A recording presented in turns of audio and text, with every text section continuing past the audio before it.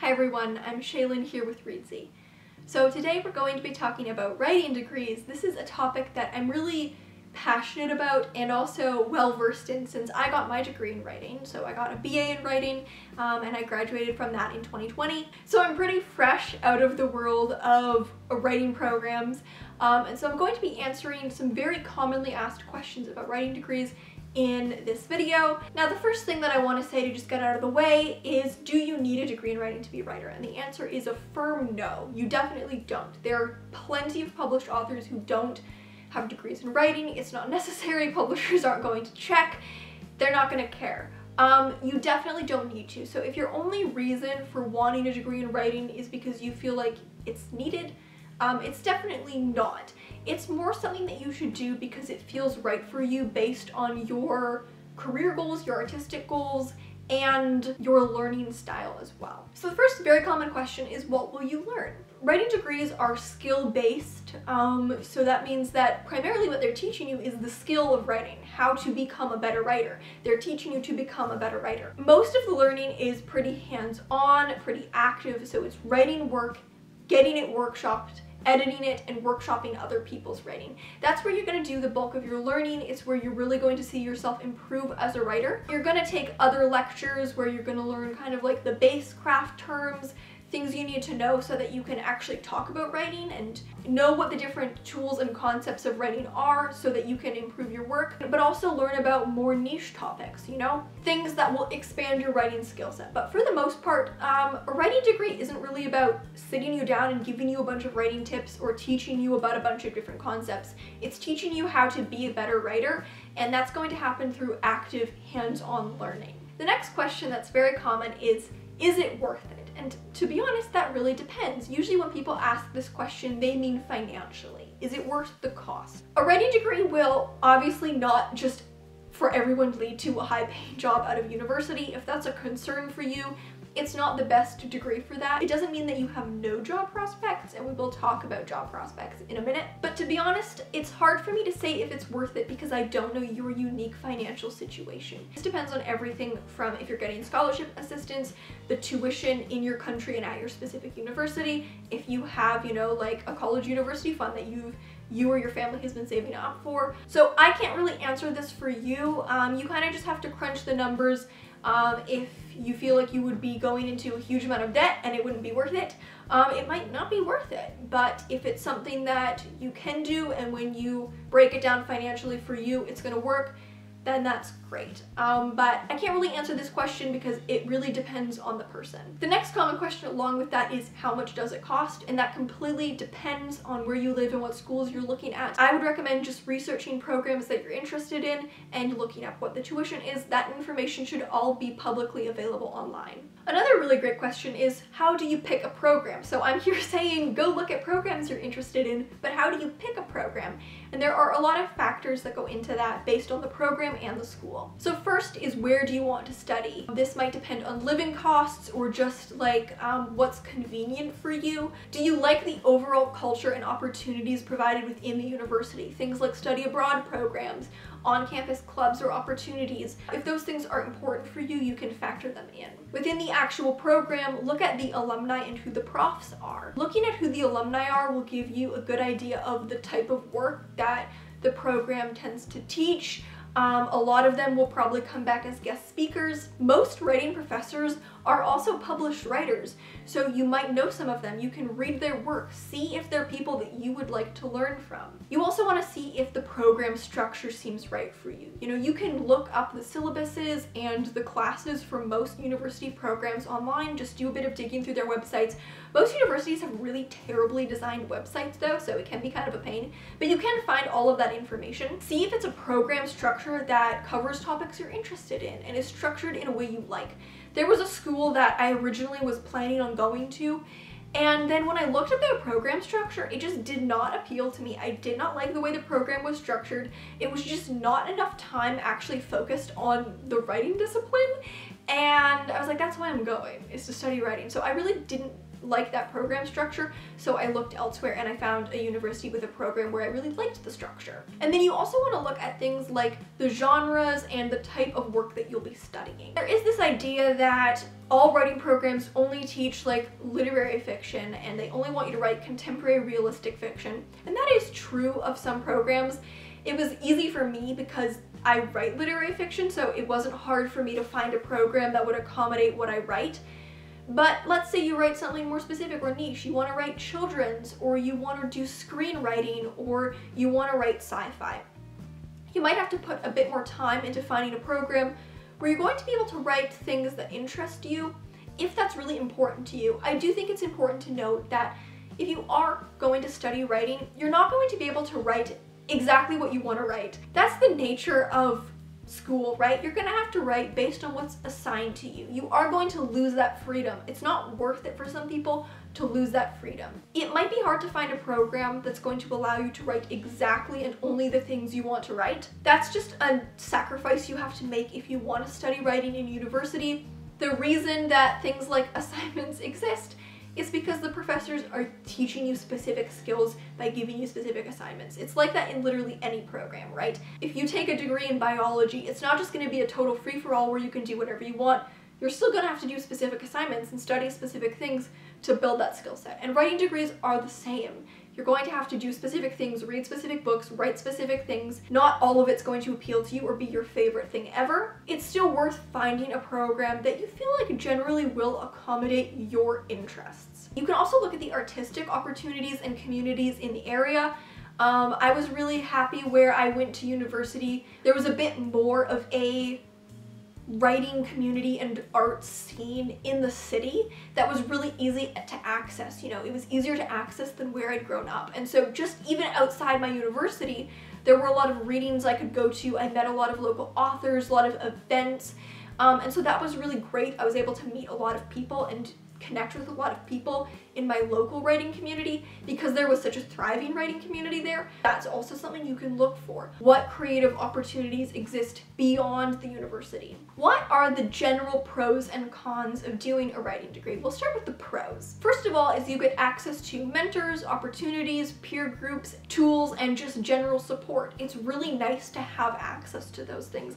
It was really nice to have access to profs and mentors that I could just go to with my work. Like, it's not going to be something you're always going to have access to, someone that you can just shoot an email and be like, I can't figure out my story and I don't know what to do, and they'll say, bring it in, we'll talk it out. Like, that is so invaluable, and it taught me a lot about writing. Next is just that it's more compressed learning. There's nothing you're going to learn in a writing degree that is a magic secret that you won't be able to learn elsewhere. It's not like when you show up on the first day, they bring out the secret book and they're like, and this is all the secret information we only tell the writing students, but it's not publicly available. Writing degrees, like I said, are skill-based degrees, so they're teaching you a skill. Obviously, they have to teach you knowledge in order for you to learn the skill, but it's more about the skill, and that's the same skill that everyone is working to develop in their craft. But when you're doing it in an academic context, you can usually compress the learning and progress much faster, learn much faster, because you have so much guidance, and you have people who are really tailoring your learning experience so that it's more efficient. I can definitely say that I noticed the quality of my writing shoot up really quickly at a certain point in my degree, and I think I learned much quicker within that environment than I would have if I was just trying to figure out things on my own. And finally, is it just allows for great networking and connections. For me, being Canadian, it was especially great because the Canadian writing community, the CanLit community is what we call it, is pretty small compared to somewhere like the US where there are a lot more people. But because it's so small, I'm now pretty much one degree of separation away from everyone in CanLit. It's really nice for just general networking and different opportunities. I had a lot of great opportunities that I don't think I would have had without doing my degree. Met a lot of really great people that I now have connections with. So on the flip side, what about the cons? First is that you lose the freedom to write what you want to write. I touched on this earlier, but if you're really particular about what you want to work on and you just have like this one project that you're really passionate about, you probably won't be able to write it for school, and you won't have as much time to work on it on the side. When I started university, I was writing novel-length projects on my own time along with my coursework. And by second year, there just wasn't time to do that. And so for the rest of my degree, I only wrote coursework. I didn't write anything on my own. I didn't write personal projects. There wasn't the time. Luckily for me, that was okay because I was still really invested and passionate about most of the work I was writing for class. But if you're not as invested in the work you're writing for class, it might not be an ideal situation. So if you're really particular about your time and what you want to work on, do keep in mind that you will lose that freedom. Second, and this is the obvious one, it's a really big time and money investment. Obviously, tuition varies depending on where you are, but it can be a really significant cost. Student debt can follow you for a long time, and it also, like, it's a lot of time, you know? An undergraduate degree you're looking at 4 years, and most people take longer to complete them now. I think in the UK they're only 3 years, but in general you're looking at like 3 to 5 years for an undergrad degree, and for an MFA 1 to 2. And finally, getting graded on your art is just not for everyone. There are some people where getting graded on their art is just not a good time. It's not how they work, it's not how they write, it's not encouraging, it doesn't help them improve, it's just dejecting, and it is really hard. Getting graded on your art is very difficult. And it's not for everyone. And so if you don't think it would be for you and you don't think you would thrive under that pressure, then it might not be the best way to learn. So how do you know if a writing degree is right for you? So a writing degree might be right for you if, first of all, you just were planning on going to university. Like, you're fresh out of high school, you want to go to university, and this is the field that most interests you. This is the boat that I was in. You know, I wanted to go to university. I'd always wanted to go to university. I was always planning on going to university straight out of high school, and this was the field that interested me. It's the field I was passionate about, and so it's what I wanted to study. I was gonna get a degree no matter what I was going to study. I'm glad that I chose to study something that interested me. Secondly is just you work well academically. If you want to improve your writing and you know you learn really well in academia, then you'll probably learn to write really well in academia. If you don't learn well as a student and you're better kind of with more freedom on your own time without grades or any kind of supervision by a teacher or professor, this might not be the best way for you to learn. And finally is it suits your career goals. I'm going to be closing off this video by talking about job prospects, but there are some people, believe it or not, where a creative writing degree does suit their career goals. I was one of those people. I wanted to work in the writing, editing, and publishing field. I also wanted to be able to go on to get my MFA. I do also want to quickly talk about some misconceptions about writing degrees. The first one is that they're very elitist. Now, I do want to say that there are lots of problems with elitism in academia within writing programs, and there are people who are going to be elitist, and there are programs that are going to be elitist, but it's not inherent. I do think it's a big misconception to say that writing degrees are inherently elitist, they only support a certain style of work, only support a certain genre of work, and everyone else is looked down upon. That was never the experience that I had, and I know that there are many programs that are like that. You just have to do your research to find a program that's going to work with you. The second misconception is that they will make you write in a certain style. This is definitely not true. Again, it may happen in certain cases, but for the most part, they're not going to make your style something that it's not. Professors will teach you how to edit your work better and how to improve upon your own style, but I never ever at any point felt like I was being forced to write in a certain style, and my entire writing cohort, we all have super distinctive styles.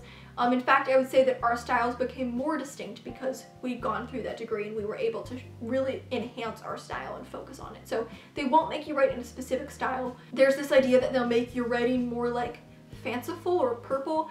There was literally never a time where I was taught how to write prettier or more fancy prose. In fact, the focus for me was more on learning to line edit my overly fanciful prose. And the final misconception is that there are no career prospects whatsoever. You know, degrees are different than they used to be.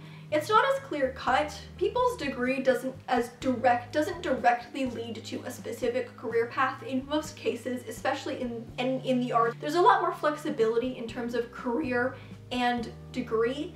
And so you're not out of luck for job prospects. Obviously, it's not the most employable degree. I'm not going to sit here and say that you're as employable as someone with an engineering degree or an accounting degree, because I would be lying if I said that. But it's not like you won't be able to get a job or you won't be able to make a career. So let's end this video by talking about the job prospects. Now, there are multiple fields that you can go into with a writing degree. A really common one is teaching.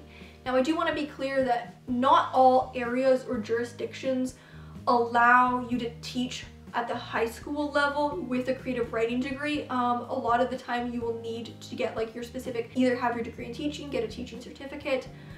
You need to look into how to become a teacher where you live because it does vary. But a lot of creative writing students do end up going into teaching or end up going into teaching at the college or university level. Another really common path is editing. Obviously you're gonna get really sharp editing skills because you're gonna spend so much time editing peer work. A lot of writing students also end up going into publishing. Some universities do offer publishing degrees, so if your goal is to go into publishing, that may be the best option for you. Technical writing is also one that a lot of people do. Marketing is another common one. I know lots of writing students who end up going into marketing, myself included.